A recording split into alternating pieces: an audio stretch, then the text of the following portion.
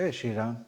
धर्मो रक्षति रक्षिता के यूट्यूब चैनल पे आपका फिर से एक बार बहुत बहुत स्वागत है।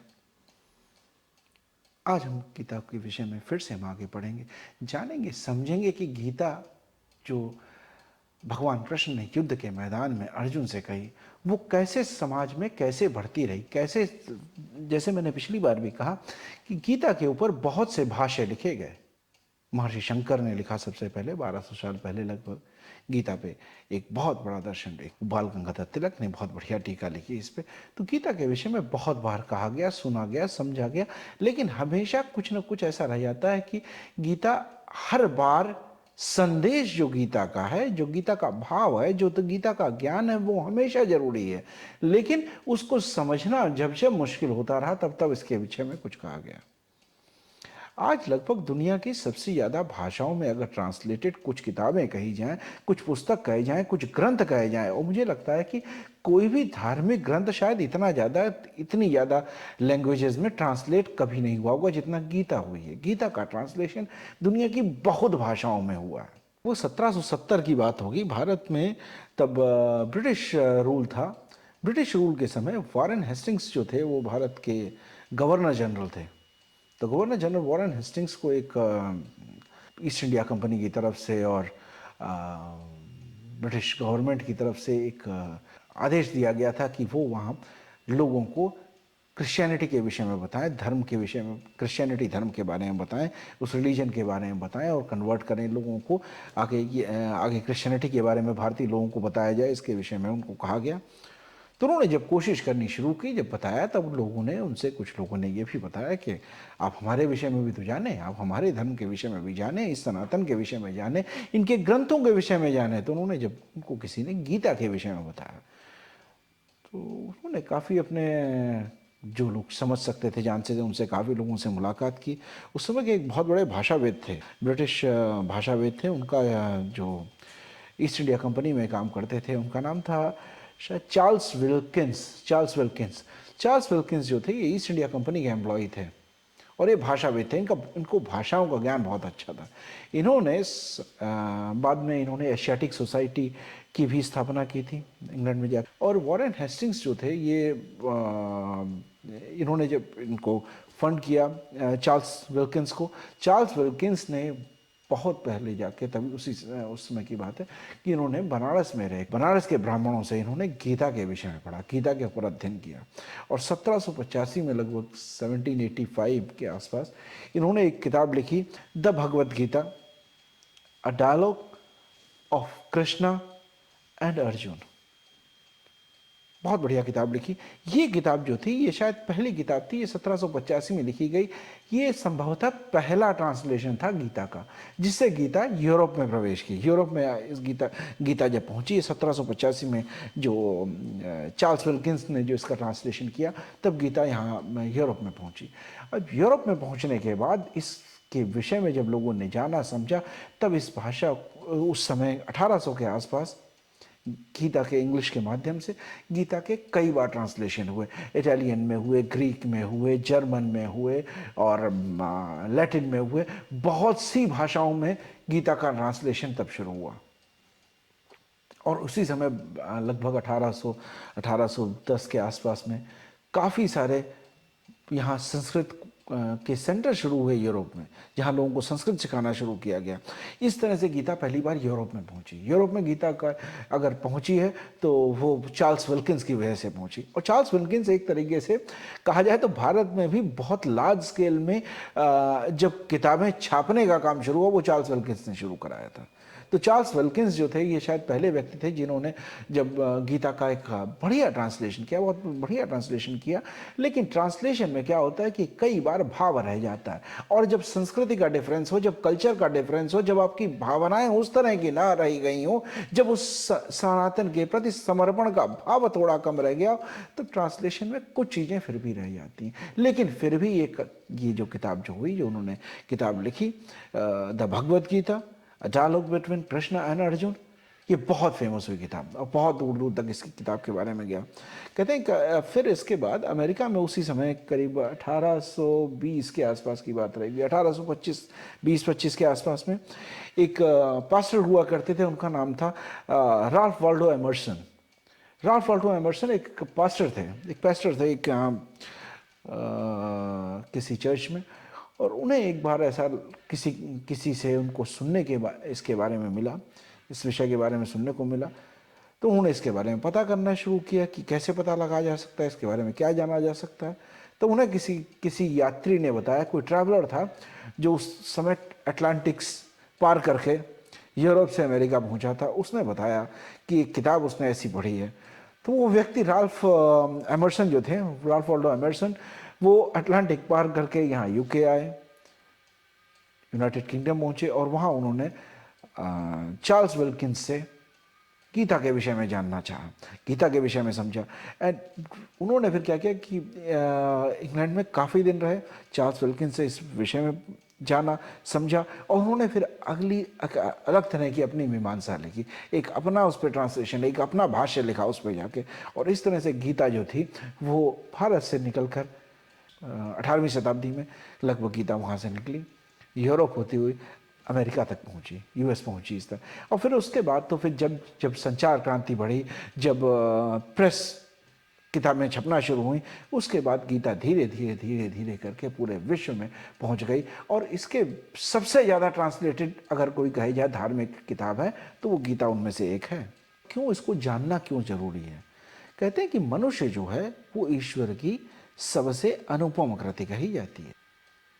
बहुत ताकतवर जानवर हो सकता है, बहुत तेज दौड़ने वाला हो सकता है, आज चीते से तेज कोई दौड़ नहीं सकता कहते हैं। बाज है, ईगल है, सबसे ऊंचा उड़ सकती है, हाथी है, व्हेल है, बहुत शक्तिशाली हैं। आज मनुष्य ने वो सब चीज़ें बना ली हैं। आज आदमी चीते से तेज जा सकता है, दौड़ सकता है, बहुत सारे साधन है, उड़ सकता है ऊंचा, बहुत ताकतवर मशीनें बना ली हैं। लेकिन कुछ चीज़ें जो हैं वो अलग करती हैं मनुष्यों को पुरुषों से। उसके लिए कहा गया, आहार निद्रा भय मैथुनं च सामान्यमेतत् पशुभिर्नराणां धर्मो हि तेषाम् अधिको विशेषः धर्मेण हीनाः पशुभिः समानाः। क्या कहा गया कि आहार खाना, भोजन करना, भोजन के लिए प्रयास करना, निद्रा सोना, भय डर होना, हर जानवर में किसी की तरह का डर होता है।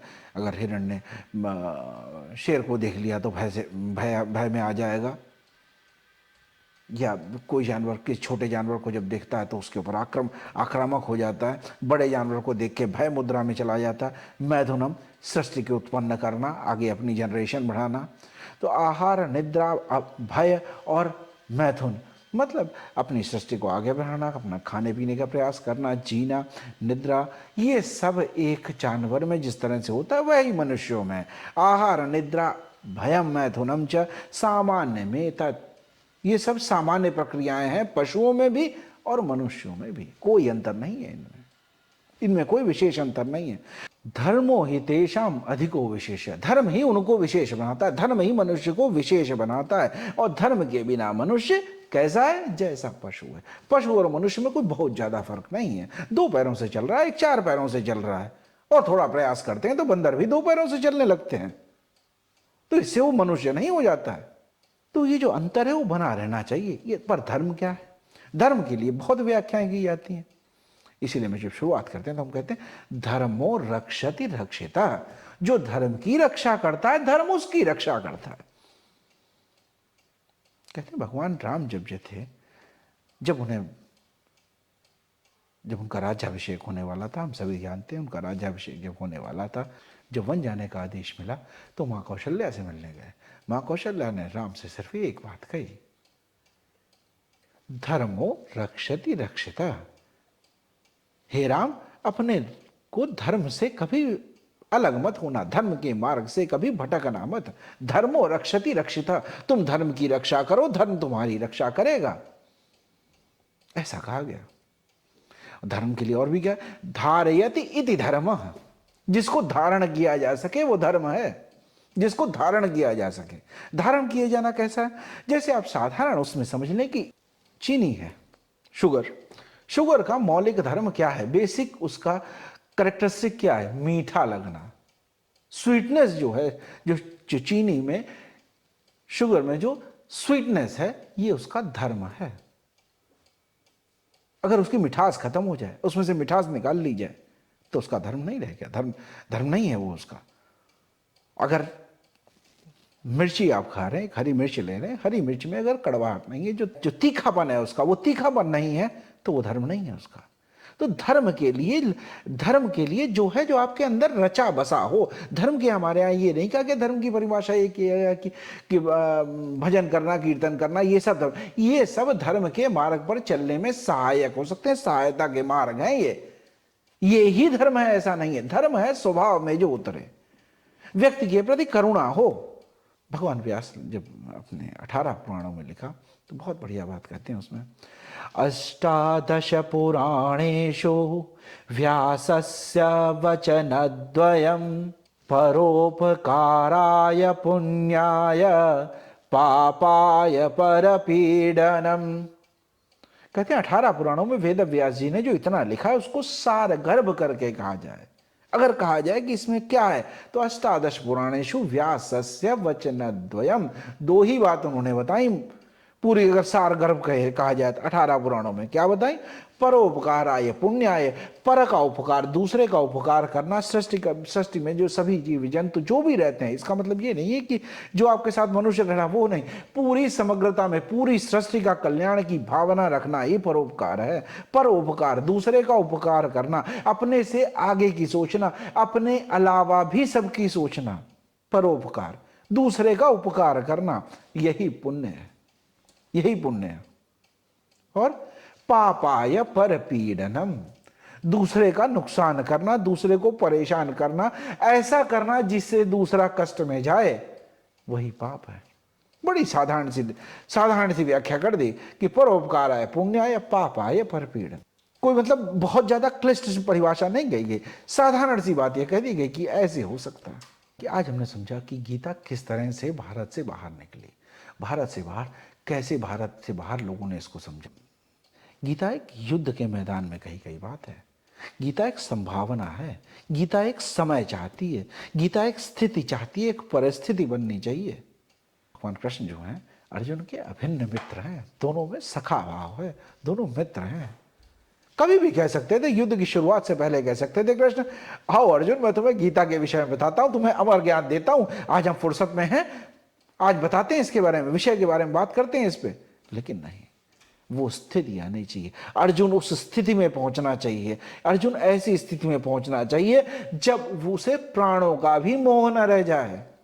ऐसी स्थिति में आ जाए तब गीता समझ में आ सकती है।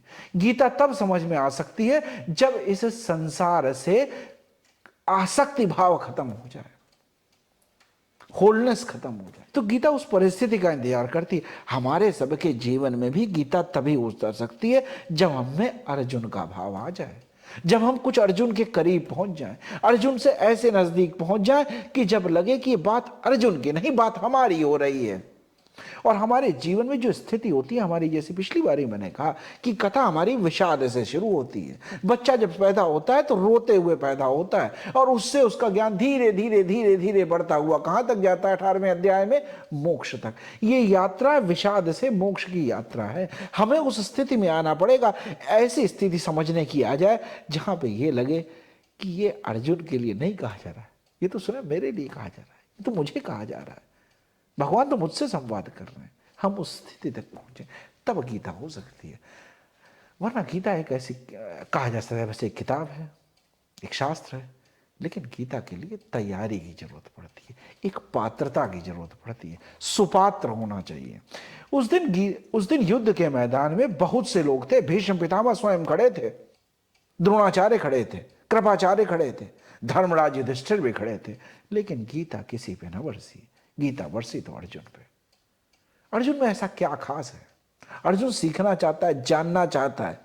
वो विश्वास करने से पहले उसे ठोक बजा के देखना चाहता है। अर्जुन जो है सबसे ज्यादा वैज्ञानिक व्यक्ति है। अर्जुन में पात्रता है और भगवान उस समय का इंतजार कर रहे हैं जब तक अर्जुन उस परिस्थिति में ना आ जाए। उस समय का इंतजार कर रहे हैं। वो समय कब उत्पन्न होगा वो हम देखेंगे जब आगे बढ़ेगी, लेकिन समय सही आना चाहिए, तब गीता कही जा सके। गीता एक ऐसी चीज नहीं है जिसको आप बाजार से किताब लें, पढ़ लें और कह दें हाँ समझ में आ गई बात। इसीलिए हम इसका पाठ करते हैं, पठन करते हैं, फिर पढ़ते हैं, फिर पढ़ते हैं, नए दृष्टिकोण से पढ़ते हैं, नई तरह से जानते हैं। आज फिर जानने की कोशिश करेंगे तो ये गीता को हम बार बार पुनः पुनः नई दृष्टि से, हर बार एक नए दृष्टिकोण से, एक नए पेयर ऑफ आईज और नई बुद्धि से, जैसे कहा जाता मुंडे मुंडे मति भिन्ना, तो हर मुंडे मुंडे को, हर व्यक्ति की एक सोच अलग है, विचार अलग है, बुद्धि अलग है, उसका एक्सपीरियंस अलग है, उसकी स्मृतियां अलग हैं, उसका जीवन में जीने का भाव अलग है। तो जिस व्यक्ति ने जिस भाव से, मैं विज्ञान के प्रति समर्पित रहा हूं, मैंने विज्ञान की शिक्षा ली है, मेरा बैकग्राउंड इंजीनियरिंग बैकग्राउंड है, तो मैं जब गीता को देखूंगा तो मैं एक इंजीनियरिंग पर्सपेक्टिव से देखूंगा, मैं उसे विज्ञान की कसौटी पे देखूंगा, मैं देखूंगा कि उसमें आज के परिप्रेक्ष्य में क्या समानताएं आती हैं। इस समानताओं को ढूंढने का, इसी दृष्टिकोण को आगे बढ़ाने का नाम ही गीता है। जीवन का संगीत है ये। हर व्यक्ति अपने सुर में ही गाएगा, इसको गाया जा सकता है। गीता गाने योग्य है, ये जीवन का संगीत है। ये कोई युद्ध की शिक्षा नहीं है। कई बार लोग जब इसको सुपरफिशियल लेवल से देखते हैं, ऊपरी दृष्टि से देखते हैं, तो कई बार लोगों को ये लगता है हाँ अर्जुन युद्ध नहीं करना चाहता था और भगवान ने प्रेरित करने के लिए, उसको युद्ध के लिए तैयार करने के लिए गीता कही, युद्ध की शिक्षा है। ये युद्ध की शिक्षा नहीं है। अर्जुन को युद्ध की शिक्षा कौन देगा? अर्जुन से बड़ा धनुधर कौन था? वो वीर पुरुष था, वो योद्धा है, पूरा जीवन उसका युद्धों में निकला है। उसे कौन युद्ध की शिक्षा दे सकता है? ये जीवन के विजय की शिक्षा है, ये युद्ध की शिक्षा नहीं है। आप देखिए कि पहली बार जब गीता की शुरुआत हो रही है जहां से, वहां जब पहला श्लोक जो गीता का आएगा तो वो धृतराष्ट्र कहेंगे। धृतराष्ट्र पहला श्लोक कहते हैं, इसका पहली शुरुआत होती है इसकी। धर्म क्षेत्रे कुरुक्षेत्रे समवेतायोत्सवः मामकाः पांडवाश्चैव किम कुर्वतु संजयः। एक अंधा व्यक्ति पूछ रहा है, जो देख नहीं सकता है, जिसके ज्ञान रूप से भी अंधा है, जो ज्ञान के चक्षु भी उसके बंद हैं, ऐसा व्यक्ति पूछ रहा है। संशय से शुरुआत होती है। जब आप देखेंगे, जब शुरुआत जो हो रही है वो संशय से हो रही है। संशय है, अनभिज्ञता है, समाज के बारे में नहीं पता या अज्ञानता है। जो व्यक्ति अज्ञान के अंधकार में है, एक पहली बार जो पहला श्लोक कहा गया वो धृतराष्ट्र कहते हैं। एक अंधे व्यक्ति का है, अज्ञान का। धृतराष्ट्र जो है अज्ञानता का प्रतीक भी है। जब हम गीता की चर्चा करेंगे तो हम देखेंगे कि महाभारत के बहुत से पात्र हैं। महाभारत के बहुत से पात्र जो हैं, ये हमारे जीवन में होने वाले कई तरीके के ऐसे लोग हमें मिलेंगे। लेकिन होता क्या है कि जैसे हमारे यहाँ जो शास्त्रों में कहा जाता है कि 4 युग हैं, सतयुग, त्रेता युग, द्वापर युग और ये कलयुग। सतयुग में क्या था कि देवता और दानव और राक्षस अलग अलग लोकों में रहते थे। वो स्वर्ग में रह रहे हैं, वो पाताल, मतलब उनके बीच में दूरियां काफी हैं, दोनों अलग अलग हैं, दूरी है। त्रेता युग आता है। त्रेता युग आते आते तक भगवान राम भी अयोध्या में जन्म लेते हैं और लंका में रावण होता है। एक ही लोक में दोनों हो जाते हैं। एक ही लोक में अच्छाई और बुराई आ जाती है। एक ही लोक में देव गुण और दैत्य गुण आ जाते हैं। अच्छाई और बुराई लगभग साथ साथ एक ही लोक में एक ही समय में रह जाती है। वो त्रेता युग है। द्वापर युग आता है। द्वापर युग में अच्छाई और बुराई, सत्य और असत्य, धर्म और अधर्म एक ही परिवार में है। एक ही परिवार में आधा परिवार धर्म के साथ है, आधा अधर्म के साथ है, कुछ सत्य के साथ है, कुछ असत्य के साथ है, कुछ अच्छाई के साथ है, कुछ बुराई के साथ है। तो द्वापर आते आते तक जो अच्छाई और बुराई है वो घर के अंदर तक पहुंच गई। अब हम आ गए कलयुग में। कलयुग में क्या हुआ, ये अच्छाई घर में ही नहीं व्यक्ति के अंदर घुस गई है। अब धर्म और अधर्म दोनों ही हमारे अंदर रह रहे हैं, अच्छाई और बुराई दोनों हमारे अंदर हैं, सत्य और असत्य दोनों हमारे अंदर है, राम और रावण दोनों हमारे अंदर रहते हैं, कृष्ण और कंस दोनों हमारे अंदर हैं। लेकिन बचा कैसे जा सकता है? बचा कैसे जा सकता है? बचा ऐसे जा सकता है जब हम ये समझ लें कि कब हमारे अंदर राम के गुण आ रहे हैं, कब राम हमारे अंदर बैठता है और कब हमारे अंदर रावण उठ खड़ा होता है। हमारे अंदर के कृष्ण भी बोलते हैं लेकिन हम मौका ही नहीं देते, उनकी सुनते ही नहीं है। हमारे अंदर कब धृतराष्ट्र पैदा हो जाता है, कब हम अपनों के सभी गलतियों के ऊपर पर्दा डाल देते हैं, उनके प्रति आंखें बंद कर लेते हैं। तब और कोई नहीं, धृतराष्ट्र कहीं बाहर नहीं, धृतराष्ट्र हमारे अंदर से उत्पन्न हो जाता है। हमारे अंदर हम खुद धृतराष्ट्र बन जाते हैं। हम कभी कभी बिल्कुल जो अमान्य चीजें होती हैं, जो लौकिक रूप से भी गलत हैं, जो नैतिक रूप से भी गलत हैं, जो न्याय रूप से भी गलत हैं, उन चीजों की कामना करने लगते हैं, उन चीजों को छीन लेना चाहते हैं, उन चीज को पा लेना चाहते हैं, दूसरे का नुकसान कर देना चाहते हैं और उससे छीन लेना चाहते हैं, हटा देना चाहते हैं, दूसरे को उससे वंचित कर देना चाहते हैं। तब हमारे अंदर दुर्योधन पैदा हो जाता है। तो अब जो है कृष्ण, दुर्योधन, अर्जुन, ये सब हमारे अंदर ही हैं। ये गीता के सभी पात्र जो हैं हमारे अंदर मिलेंगे। रामायण जब हम देखते हैं तब क्या होता है, रामायण में हमें लगभग कैरेक्टर्स जो होते हैं वो ब्लैक एंड व्हाइट मिल जाते हैं। Black and white, Ram, Ravan. Ram मर्यादा पुरुषोत्तम भगवान श्री राम है, और रावण जो है अहंकारी है, अत्याचारी है, दुराचारी है, क्रूर है, छीन लेने वाला है, लोगों का उठा लेने वाला है, लोगों का नुकसान कर देने वाला, लोगों को परेशान करने वाला है। ब्लैक एंड व्हाइट हो जाता है। लेकिन महाभारत में सिचुएशन थोड़ी अलग है, द्वापर में सिचुएशन थोड़ी अलग है। द्वापर में सिचुएशन कैसी जाती है? द्वापर में सिचुएशन ऐसी जाती है कि भीष्म पितामह भी हैं। अपने पिता के लिए उन्होंने इतनी बड़ी प्रतिज्ञा कर ली, ऐसे धर्मनिष्ठ हैं वो। लेकिन हम देखते हैं कि उनका धर्म कभी डोल जाता है, कभी वो किसके लिए खड़े हो जाते हैं, युद्ध में लड़ने के लिए वो दुर्योधन के पक्ष में खड़े हो जाते हैं। हम देखते हैं कर्ण को, कर्ण देखते हैं बहुत बड़ा दानवीर है, बहुत बड़ा योद्धा है, सब कुछ है, लेकिन वो अन्याय के साथ खड़ा लड़ रहा है। तो ग्रे कैरेक्टर्स हैं, सब ये ग्रे हैं, कोई ब्लैक एंड व्हाइट टोटल नहीं कहा जा सकता इनको। हमें लगेगा धर्मराज युधिष्ठिर ये तो बिल्कुल श्वेत वर्ण दिखाई देते हैं, बिल्कुल सफेद है, बिल्कुल धर्म है। लेकिन एक जगह ऐसा आती है जहां इनका विवेक जो था वो खत्म हो जाता है और वो द्यूत क्रीड़ा में चले जाते हैं, जुआ खेलने चले जाते हैं, गैम्बलिंग के लिए चले जाते हैं। तो हर व्यक्ति यहां थोड़ा सा अच्छा और थोड़ा सा बुरा भी है, थोड़ी अच्छाई लिए हुए और थोड़ी बुराई लिए हुए, कुछ हमसे थोड़े बेहतर, कुछ हमसे थोड़े बुरे, और ये हम में सब है। कभी हम थोड़े अच्छे हो जाते हैं और कभी हम खराब हो जाते हैं, कभी हम बुराई हमारे अंदर है, कभी हमारे अंदर धृतराष्ट्र उत्पन्न हो जाता है जो किसी अपने की सभी गलतियों के प्रति आंख मूंद लेता है, होते हुए अपने द्वारा, अपने लोगों के द्वारा, अपने प्रिय के द्वारा लोगों पे किए हुए अन्याय के प्रति अपनी आंखें मूंद लेता है।